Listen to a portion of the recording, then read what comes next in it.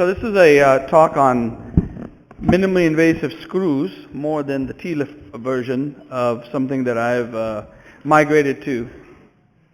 So thank you for having me here.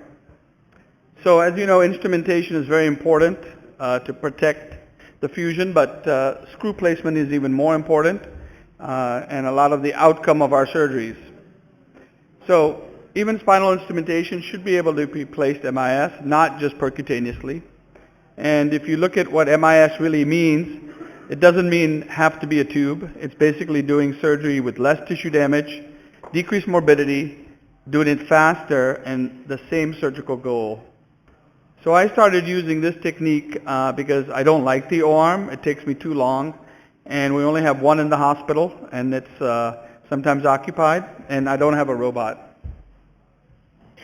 So cortical screws were originally proposed for osteoporotic patients, but really they're the strongest area of the bone with increased pullout. And the dissection for pedicle screws is much wider, and that's why they're placed percutaneously. If you look at the nerve supply for the muscles, it's beyond the facet. So when you do laminectomies or any midline surgery, you only dissect the multifidus. So with this screw technique, it's the same incision as a laminectomy, but you can do your screws and TLIF in the same incision, but you don't go out past where then you risk muscle disease.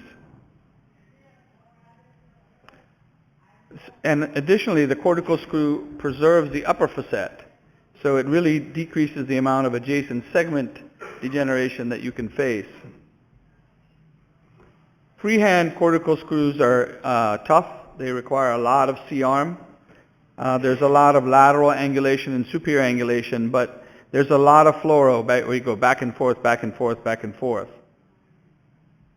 The angulation is steep. It's out laterally 15 degrees and up 30 degrees.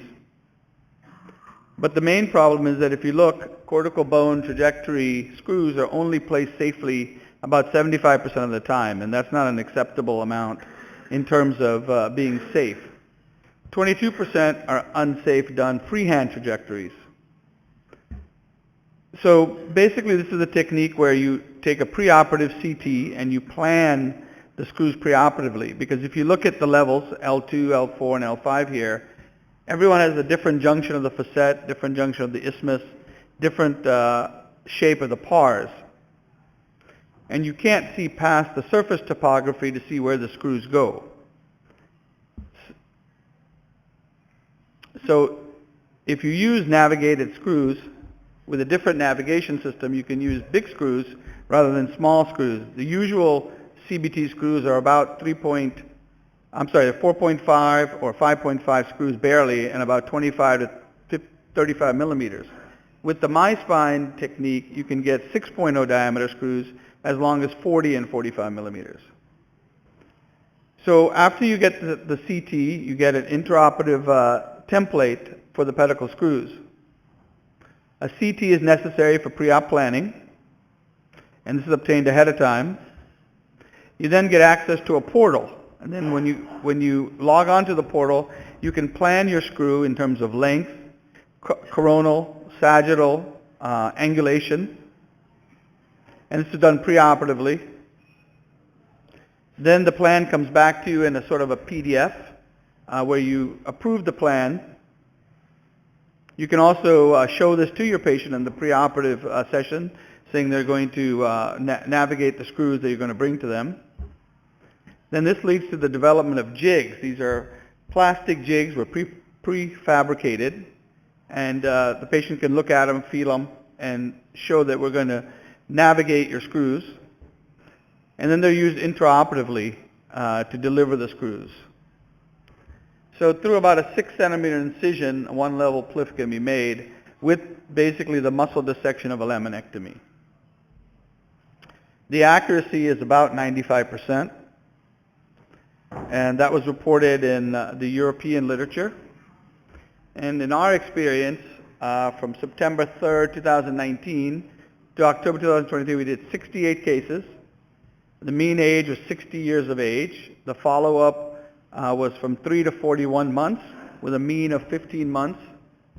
We did an average of 1 to 6 levels, with the mean being 1.6 levels. 66 of 68, so almost 97%, had some type of cage associated with it, TLIF, XLIF, ALIF, or here now the terminology is KLIF. 12 out of 68 did have KLIF cages, which are the Optimesh cages. All had a CT postoperatively, read by a radiologist. All patients had VAS scores.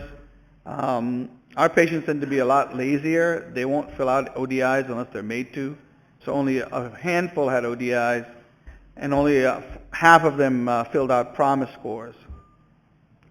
So our experience was in no CT read by the radiologist. Were there any malpositioned screws? No patient had to be taken back to the OR for a screw-related issue.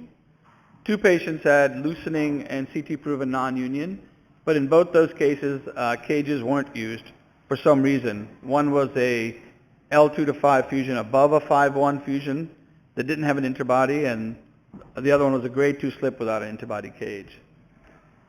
In that time period, we had 2 patients that had to be extended, which is 3%. The VAS reduction was greater than 50%. The reason that some people had a low VAS was many of the patients subsequently presented for cervical spine surgery and total joint replacement. So in that age group, the VAS was a little skewed. So here's some example cases. 60-year-old with grade 1 spondylo and stenosis, followed up for 1 year and 11 months with the VAS of 8 preoperatively and 2 postoperatively. You can see the screws are well in the midline, and then they go from midline to out instead of out to in. Another case, a 72-year-old with severe flat back, almost a grade 2 spondy, post-laminectomy with a lot of scar. He had a combination anterior and posterior surgery with excellent alignment. The other thing about these guides is that it can also be used for the cervical spine, so they can be used for pedicle screws in the cervical spine. They can be used in the thoracic spine for thoracic pedicle screws, and they can be used in the pelvis for S2AI screws. And then when you use them in the pelvis for S2AI screws and combine it with the rest of the lumbar, the rod lines up extremely straight. So in conclusion, the cortical bone technique is safe, effective, and it's another tool to use in MIS. Thank you.